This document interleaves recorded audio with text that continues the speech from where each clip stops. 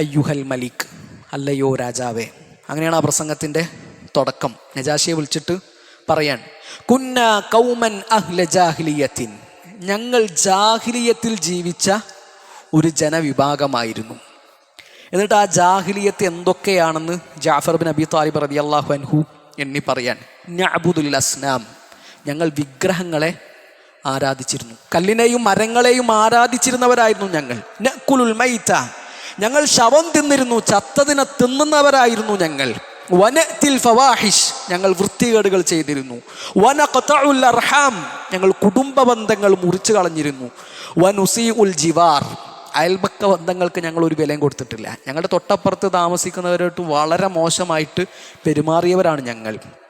വയഅ്കുലു മിന്നൽ ഖവിയ്യു ദഈഫ്, ഞങ്ങളുടെ കൂട്ടത്തിൽ കയ്യൂക്കുള്ളവൻ കാര്യക്കാരനായിരുന്നു. ബാക്കിയുള്ളവരുടെ അവകാശങ്ങൾക്കൊന്നും ഞങ്ങളൊരു വിലയും കൊടുത്തിട്ടില്ല. അങ്ങനെ ജാഫർ റളിയല്ലാഹു പ്രസംഗം തുടരുകയാണ്.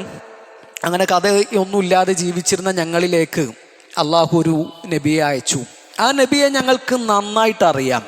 കാരണം 40 കൊല്ലം അള്ളാഹുവിൻ്റെ റസൂൽ സല്ലല്ലാഹു അലൈഹി വസല്ലം ജീവിച്ചത് എവിടെയാണ്? മക്കയിൽ തന്നെയാണ്. അവർക്കിടയിൽ ഒരാളായിട്ടാണ് നബി സല്ലല്ലാഹു അലൈഹി വസല്ലം 4 പതിറ്റാണ്ട് കാലം ജീവിച്ചത്.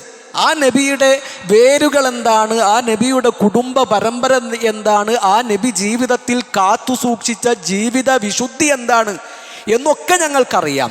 ഫദഅനാ ഇലല്ലാഹ്, ആ നബി ഞങ്ങളെ അള്ളാഹുലേക്ക് ക്ഷണിച്ചു. ലിനുവഹിദഹു വനഅ്ബുദഹു, ഞങ്ങൾ അള്ളാഹുവിനെ ആരാധിക്കുവാൻ വേണ്ടി, അള്ളാഹുവിനെ ഞങ്ങൾ ഏകനാക്കുവാൻ വേണ്ടി.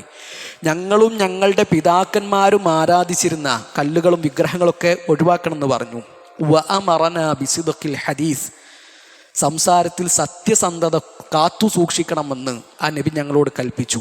വഅദാഇൽ അമാന, അമാനത്ത് കൊടുത്തു വീട്ടണമെന്ന്, നിർവഹിക്കണമെന്ന് ഞങ്ങളെ പഠിപ്പിച്ചു. വസിലത്തിർ റഹിം, ബന്ധങ്ങൾ ചേർക്കണമെന്ന്. വഹുസ്നിൽ ജിവാർ, അയൽവാസികളോട് ഏറ്റവും മാന്യമായി പെരുമാറണമെന്ന്.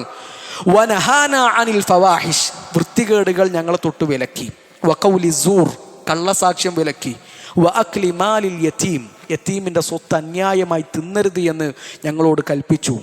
വഖദ്ഫിൽ മുഹ്സന, ജീവിതത്തിൽ ചാരിത്രം കാത്തു സൂക്ഷിക്കുന്ന നിഷ്കളങ്കരായ സ്ത്രീകളെ പറ്റിയിട്ട് അപവാദം പറയരുത് എന്ന് നബി സല്ലല്ലാഹു അലൈഹി വസല്ലം ഞങ്ങളെ പഠിപ്പിച്ചു.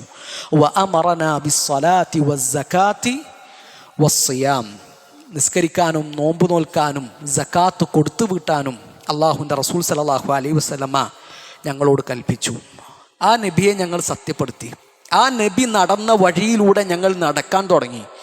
അന്ന് മുതൽ ഞങ്ങളുടെ നാട്ടുകാർക്ക് ഞങ്ങളോട് വെറുപ്പാണ്.